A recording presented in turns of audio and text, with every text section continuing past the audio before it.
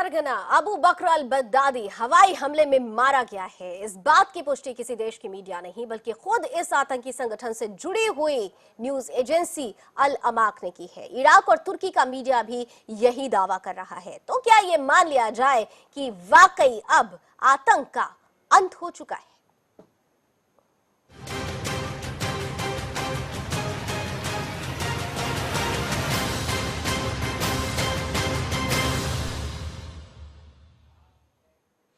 तो सीरिया के रक्का में यूएस कोलिशन फोर्सेस के एयर स्ट्राइक में अबू बकर अल बगदादी के मारे जाने की खबर आ रही है। इस न्यूज एजेंसी, खासतौर से आईएस से जुड़ी हुई न्यूज एजेंसी अल अमाक इस बात का दावा कर रही है। सवाल भी उठ रहे हैं कि क्या वाकई आतंक का अंत हो चुका है, लेकिन यूएस कोलिशन की तरफ से अभी तक कोई ऑफिशियल जानकारी नहीं आई है। इससे पहले भी आपको याद हो कि कई बार अबू बकर अल बगदादी के मारे जाने की खबर आ चुकी है, लेकिन उसके बाद भी बगदादी नजर आता रहा है।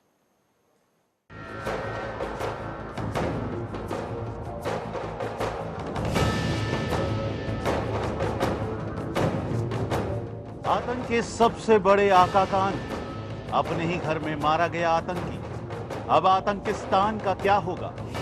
वो मौत का सौदागर था, वो बेगुनाहों को कत्ल करता था, वो इस्लाम के नाम पर आतंक की फैक्ट्री चलाता था।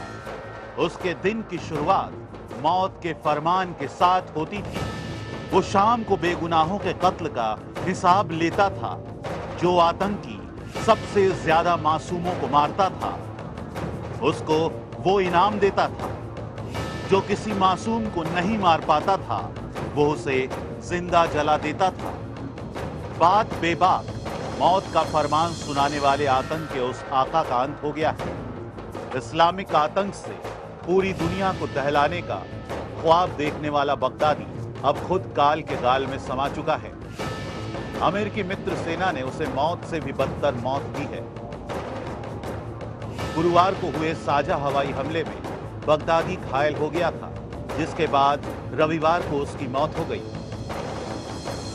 यह खबर सुनकर किसी को भी अपने ही कानों पर यकीन नहीं हो रहा होगा कि आतंकिस्तान का आका अब दुनिया से उठ चुका है। जिहादियों को जन्नत की सैर कराने वाले बगदादी को अमेरिकी सहयोगी सेना ने हमेशा हमेशा के लिए नर्क की यात्रा पर भेज दिया है। लेकिन ये सच है, ये हम नहीं कह रहे हैं। ईरानी स्टेट मीडिया और तुर्की के प्रो गवर्नमेंट न्यूज़पेपर ने आईएसआईएस से जुड़ी अरबी न्यूज एजेंसी अल अमाक के हवाले से इस खबर की पुष्टि कर दी है। हालांकि अमेरिका ने अभी इस मामले पर कोई बयान जारी नहीं किया है, लेकिन एक बात तो साफ है, आतंक का अंत तो निश्चित है, आज नहीं तो कल। सुदर्शन न्यूज के लिए ब्यूरो रिपोर्ट के साथ राजापाल।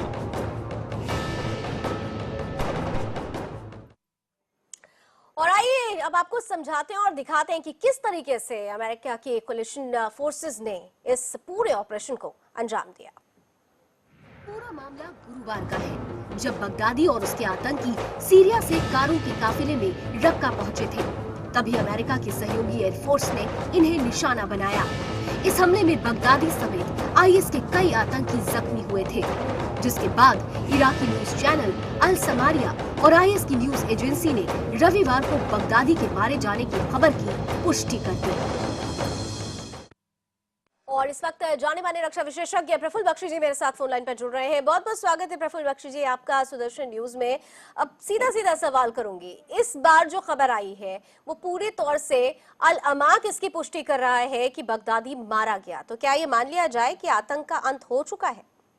हाँ, वो बगदादी मारा गया है, इसका मतलब थोड़ी आतंक का अंत हो जाएगा। ये तो सोचना ही नहीं चाहिए, क्योंकि आतंक का जो आइडिया है, आतंक का जो फिलॉसफी है जो उसने फैलाई है, वो पूरी तरह फैल चुकी है और बगदादी का रिप्लेसमेंट आ जाएगा मेरे ख्याल से।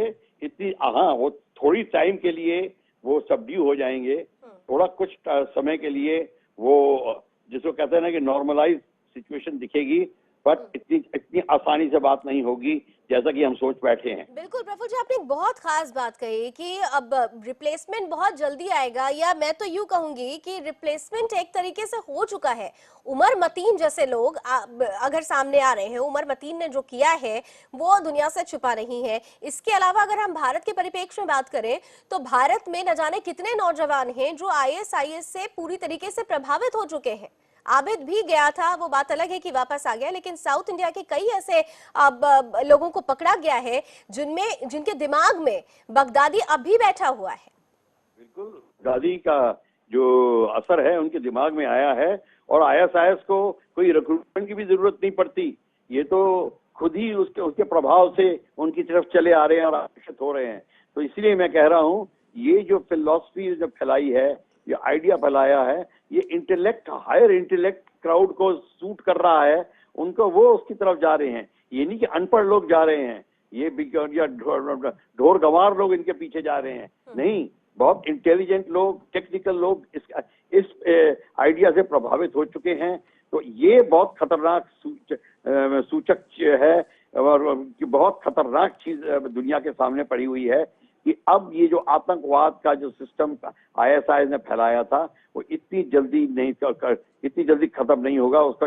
उसकी जो प्रभाव है, उसकी जो दुर्गंध है, वो काफी समय तक रहेगी और शायद बढ़ भी सकती है। बिल्कुल, यानी अगर हम ये कहना चाहें कि जो आतंक का चेहरा है वो कहीं ना कहीं से बदल गया है। एक वक्त था जब दूसरे देश में ट्रेनिंग लेते थे आतंकवादी और सीमा पार करके दूसरे देश की सीमा में घुसकर इस तरीके की वारदातों को अंजाम देते थे, लेकिन अब तो हर पल ऐसा लगेगा कि हमारे इर्द गिर्द ही ऐसे आतंकी घूम रहे हैं, क्योंकि उनका ब्रेन वॉश पूरी तरह से किया जा चुका है। तो इस चुनौती से पार पाने का तरीका क्या है?